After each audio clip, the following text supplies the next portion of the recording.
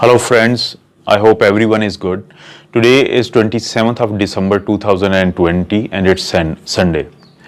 The updates which came up during the last 24 hours, one of them is that the Sputnik 5, which is the vaccine generated by the Gamaleya Institute of the Russia, and it was funded by the Russian Direct Investment Fund. They have now allowed the use of the Sputnik 5 in those patients or people who are older than 60 years of age.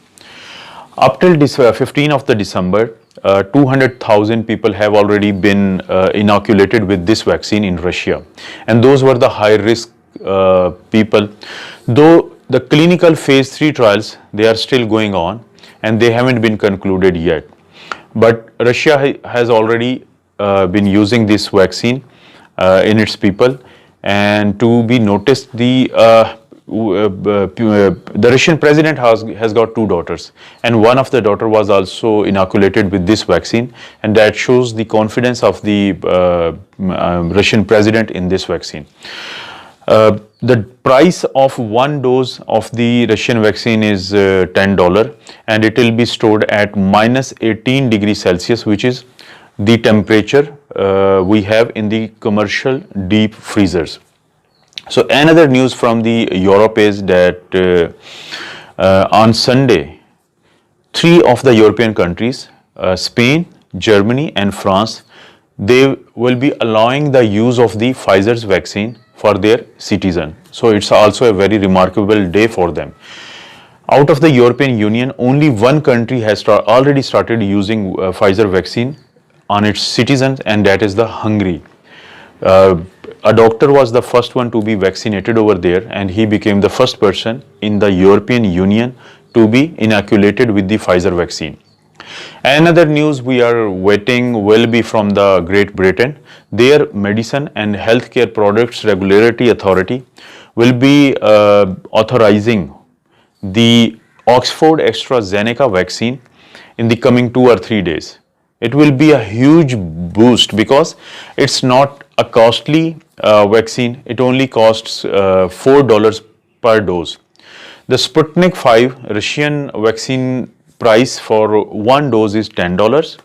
The price of the Pfizer's and BioNTech vaccine is $20 per dose, and the price of the Moderna will be $33 per dose.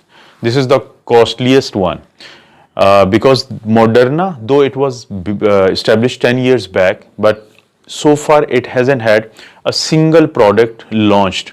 Though already for the last 10 years they are doing research on the messenger RNA technology in cancer patients, and also for the last 1 year they are doing it on the vaccine purposes.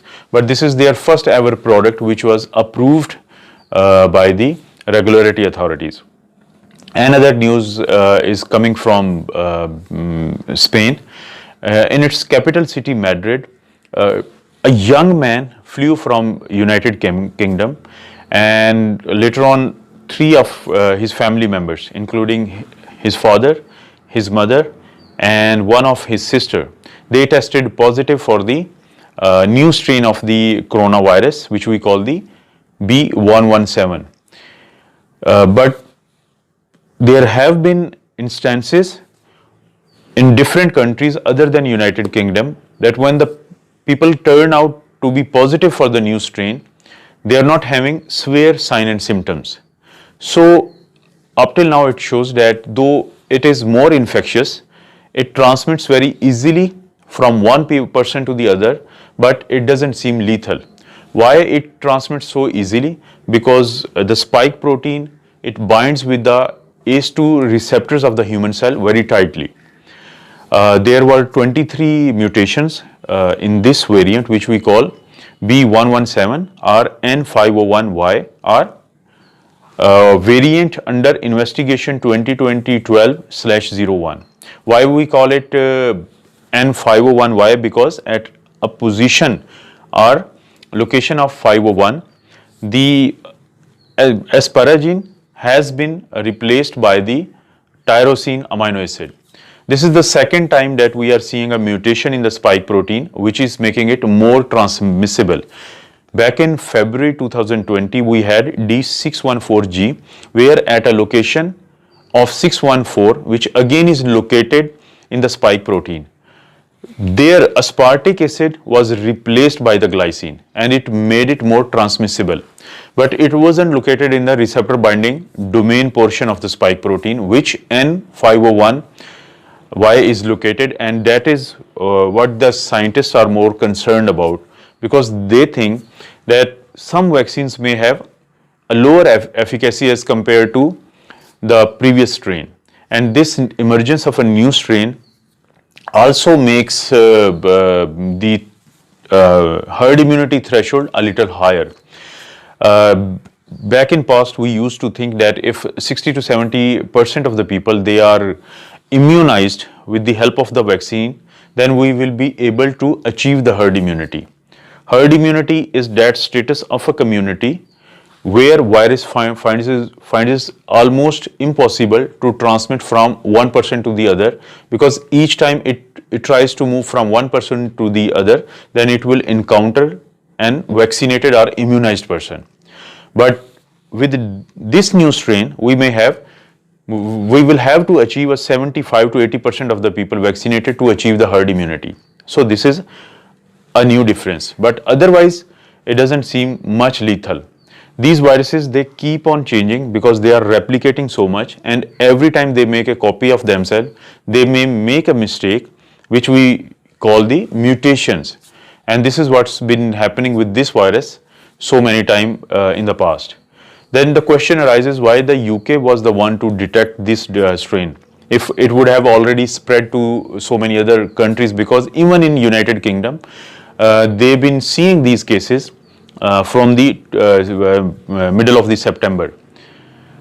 The reason is United Kingdom is doing genome sequencing lot more than the other countries. If we take the example of the month of the December, UK has got a population of around 60 million people, more than 66 million people, and they did a genome sequencing of almost 35 to 3700 cases only in the month of the December.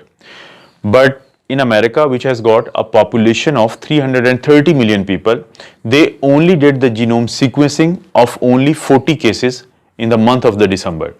So because the United Kingdom is doing genome sequencing over so many cases, so they have got a higher chances of detecting any kind of mutation which may be circulating even in other countries, because now Spain, France, Japan, Ireland, South Africa and so many other countries, they are giving the reports of the mutations or new strains popping up. But it shows that vaccines will work against this new strain. This strain doesn't seem much lethal, and yes, it is very much transmissible. It has got 70% more transmission capability over the previous strain. But things don't look scary at the moment.